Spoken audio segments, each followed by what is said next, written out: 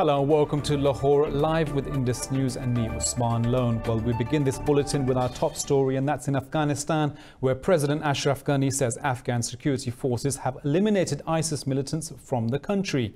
Speaking in Jalalabad, the president says airstrikes by coalition forces and a lack of funds forced ISIS to give up. Taliban spokesman Zabiullah Mujahid described Ghani's announcement of victory over ISIS as absurd. This comes after the Taliban freed 2 foreign hostages in exchange for 3 of the group's senior leaders. Australian Timothy Weeks and American Kevin King were released 3 years after being kidnapped from Kabul in 2016. The swap includes Haqqani group leader Anas Haqqani and 2 other senior commanders. The 3 leaders have arrived in Qatar from Afghanistan as part of the swap. Government officials said the deal is aimed at restarting talks with the Taliban. Pakistan's Prime Minister welcomed the move, saying Islamabad facilitated the prisoner swap to bring peace to Afghanistan. While staying in Afghanistan, and Chief Executive Abdullah Abdullah accuses the government of killing an election observer and wounding 2 others. He said the government used force on people protesting in Kunduz against the resumption of a vote recount. Earlier, the Afghan Election Commission claimed issues with candidates have been resolved and the recount resumed across the country. Abdullah's party demanded an impartial probe into the clashes. Former President Hamid Karzai said reports of forces opening fire on protesters are a matter of grave concern. Meanwhile, security officials and the Office of the Afghan Election Commission rejects the allegations.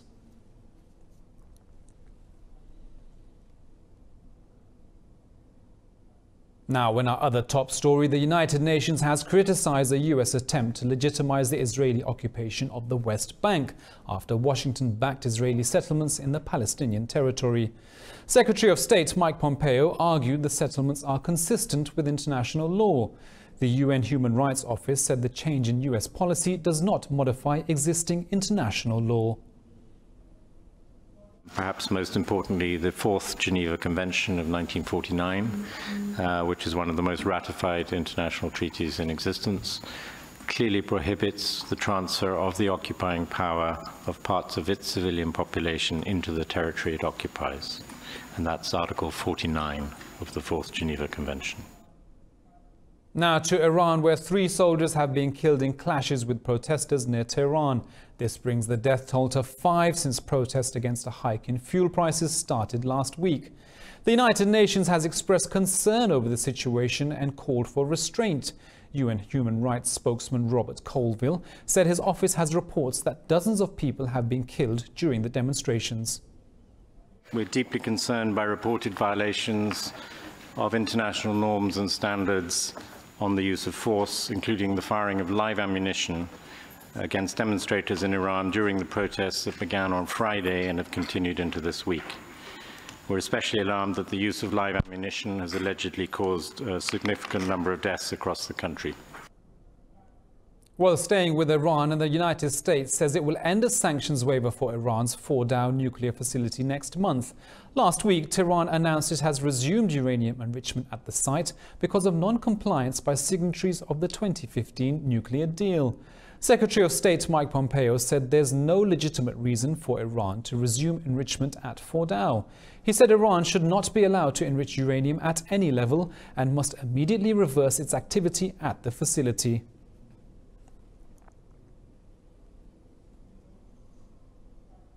Now to Lebanon, where protesters have besieged the parliament, preventing it from holding its first session in 2 months. The session was summoned to discuss a controversial amnesty law that is expected to lead to the release of hundreds of prisoners. In a new wave of demonstrations, Lebanese citizens blamed the country's rulers for steering the country into economic collapse. Hundreds of protesters and riot police scuffled outside the assembly in the country's capital of Beirut. The demonstrators have also tried to block lawmakers' convoys. Last week, Parliament Speaker Nabih Berri had already postponed the session due to security concerns. Lebanon has been rocked by an unprecedented wave of street revolts since October that have cut across sectarian lines.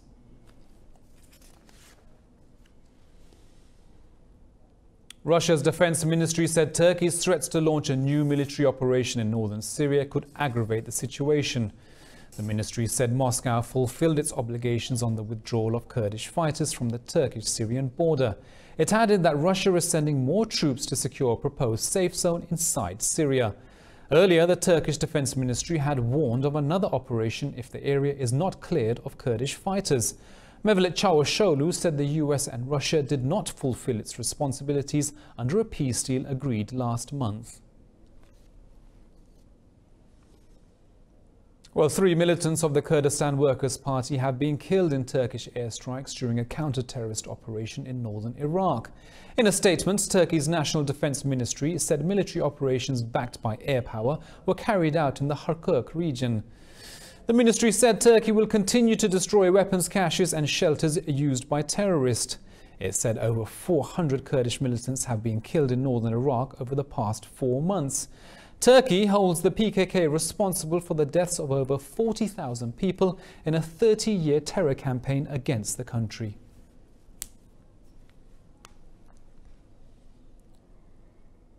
Well, in Sweden, prosecutors have dropped an investigation into a 2010 rape allegation against WikiLeaks founder Julian Assange over a lack of evidence. The decision follows a Swedish court's ruling in June that Assange should not be detained. Assange has avoided extradition to the United States for 7 years after seeking refuge at the Ecuadorian embassy in London in 2012. The 48-year-old Australian was evicted in April and sentenced to 50 weeks in jail for breaching his bail conditions. He's currently being held at a prison in London. US lawmakers are asking the government for regulations making it harder to sell sophisticated technology to China's military. Senator Chuck Schumer and Republican Senator Tom Cotton have written to Commerce Secretary Wilbur Ross. In their letter, they asked Ross to act quickly to ensure Washington isn't helping strengthen China's army. Schumer and Cotton say China aims to acquire American technology for military and civilian use.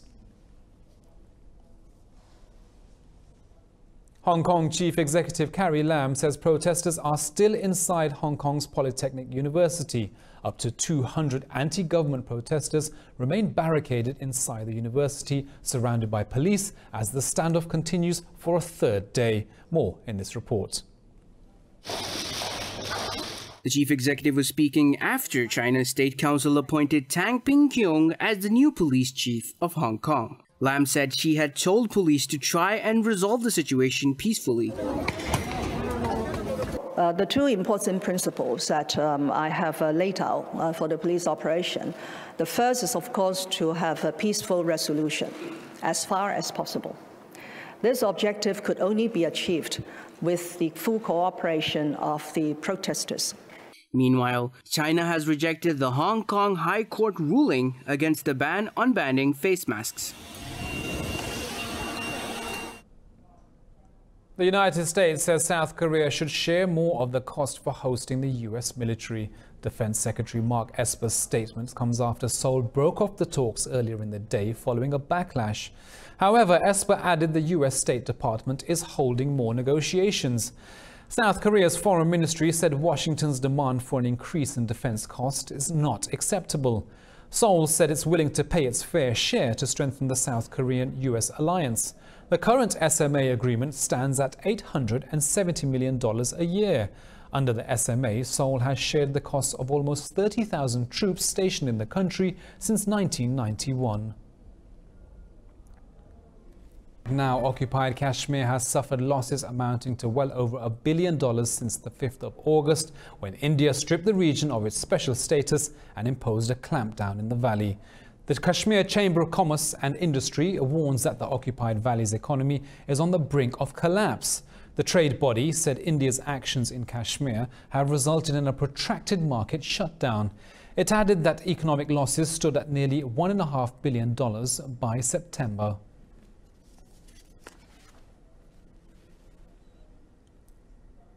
Now, in what seems like a diplomatic embarrassment for India over occupied Kashmir, an Indian government representative was thrown out of the Asia-Pacific Summit in Cambodia. BJP leader Vijay Jolly was removed from the premises after he tried to block Pakistan's National Assembly Deputy Speaker Qasim Suri's speech on Kashmir. You can see him now there being jostled by the security, and in his speech Suri told attendees about India's clampdown in the valley for the last 107 days. As Suri was sharing the details of the ongoing rights violations, Jolly started yelling that Kashmir was India's internal matter. The security at the summit, as you just saw, approached him and removed him from the hall for disrupting the proceedings.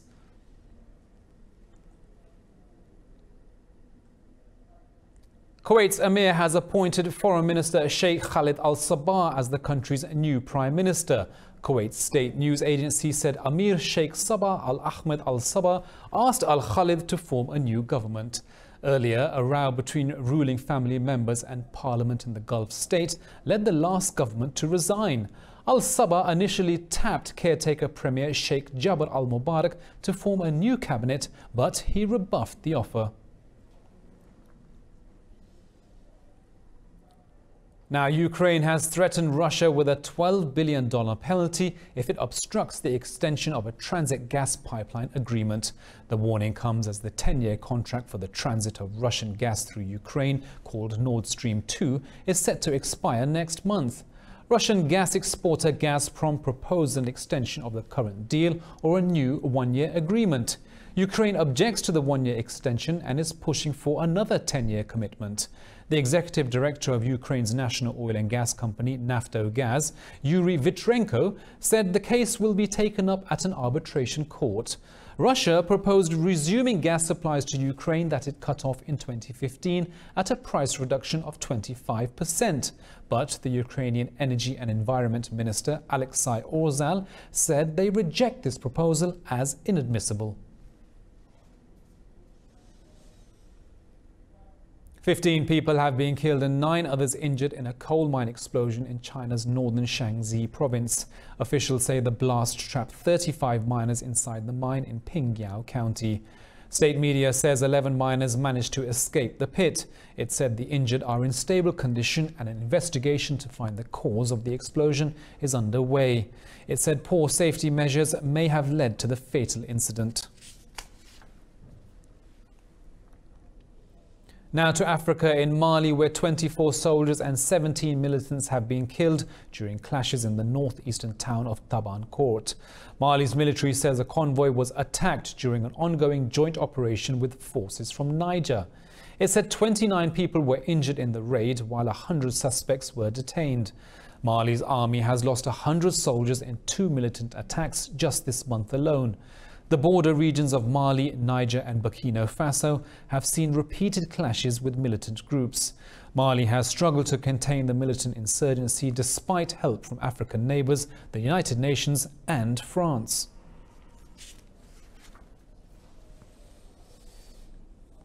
In Australia, Sydney's been blanketed with haze as bushfires continue to rage across the region. Strong overnight winds brought smoke from fires inland, pushing the air quality to beyond hazardous levels. Parts of the city recorded pollution levels 8 times higher than the national average. More than 110 fires are currently burning across Australia's east, with dozens of blazes still uncontained. 6 people have been killed and hundreds of homes destroyed in bushfires across New South Wales and Queensland since September. Health officials are advising people to stay indoors. All we can do is encourage people to be vigilant, to take whatever precautions they can, avoid the exposure. Don't exercise, which puts extra pressure on your lungs on a day like today when they're already under strain. Now to the Middle East, where one country continues to impress and surprise people. In Dubai, Atlantic conditions have been recreated to raise thousands of salmons in tanks. In a control room, Norway's sunrises and cool currents are the order of the day, despite searing conditions outside. More about the fish and the farm in this report. Dubai is no stranger to ambitious projects, but salmon farming in the desert was unimaginable. Inside the facility in the middle of Dubai's desert, waters flow and temperatures fluctuate, to create the most desirable conditions for the salmon living in 4 vast tanks. Salmon live in cold water, which is why raising it in a country where temperatures can reach up to 45 Celsius is a stretch, to say the least. We provide them a sunrise, sunset, tide, a strong current or simple river current, and deep sea waters. Deep sea. Established in 2013, Fish Farm bought some 40,000 fingerlings from a hatchery in Scotland and thousands more eggs from Iceland. It produces 10 to 15,000 kilos of 100% organic salmon every month. It is, but I think also the quality, I tried different salmons before, and this is less greasy. At least my family prefers this one, the organically produced. The UAE imports more than 92% of its fish from abroad, and Mubarak said they would like to meet that demand at home instead. Now, if you're a fan of online gaming, then tech giant Google is about to launch its newly highly anticipated game streaming service called Stadia. It calls the service a revolution for the games industry because it will make access to games as easy as a YouTube or Netflix video. More in this report.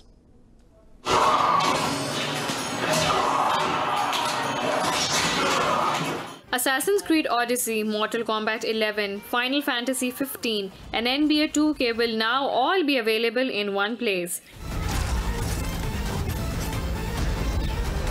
Google's new game streaming service, Stadia, will allow people to play games without downloads. Games are streamed onto devices from Google data centers while a Chromecast Ultra device is plugged into the television to make the connection. The graphics chip that we have in our version 1 hardware, which is what gamers will be playing this November, is equivalent to the latest, greatest game consoles combined. It is the most powerful place to play, and it delivers the most incredible gaming experience for players. Welcome.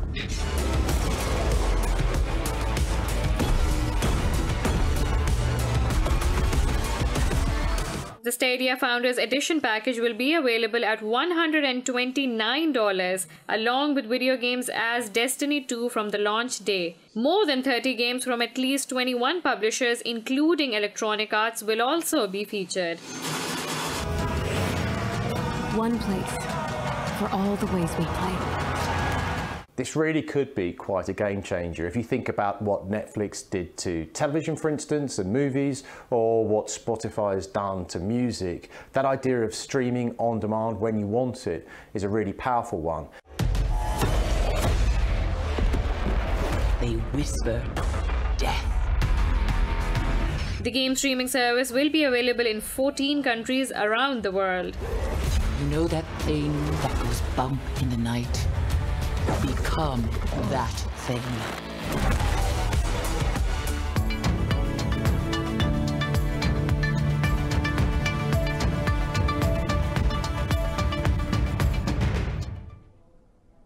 Hello again. Now to business, and the US Treasury Department says Russian holdings of US debt increased from $8.5 billion to $10 billion in September. In a statement, the department said long-term Treasury securities were around $3 billion, while short-term at nearly $7 billion. Russia, once a significant holder of US state debt, started selling off US Treasury securities last year, as Russian holdings went nearly half, from $96 billion to nearly $49 billion. Japan remains the biggest holder of US state debt, with over $1 trillion worth, followed by China. US President Donald Trump has complained to Federal Reserve Chairman Jerome Powell about high interest rates. The US Central Bank has cut rates 3 times this year to offset damage caused by the trade war with China.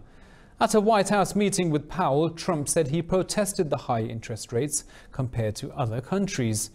Trump said the rates should be lower as it hurts manufacturers and economic growth. In August, Trump called Powell an enemy of the United States, on par with Chinese leader Xi Jinping for not cutting interest rates. Now to the stock markets, and Wall Street stocks are set to hit another high after Boeing gets new orders of its 737 MAX commercial aircraft.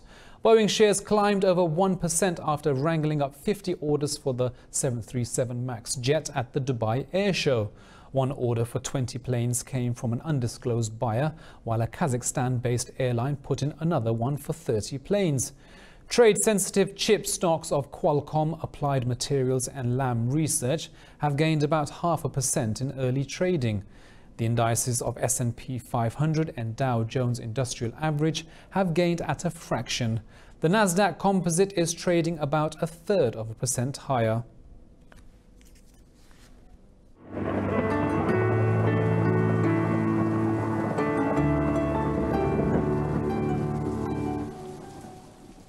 Well, it's 19 degrees here in Lahore, but let's take a look at the weather around the world.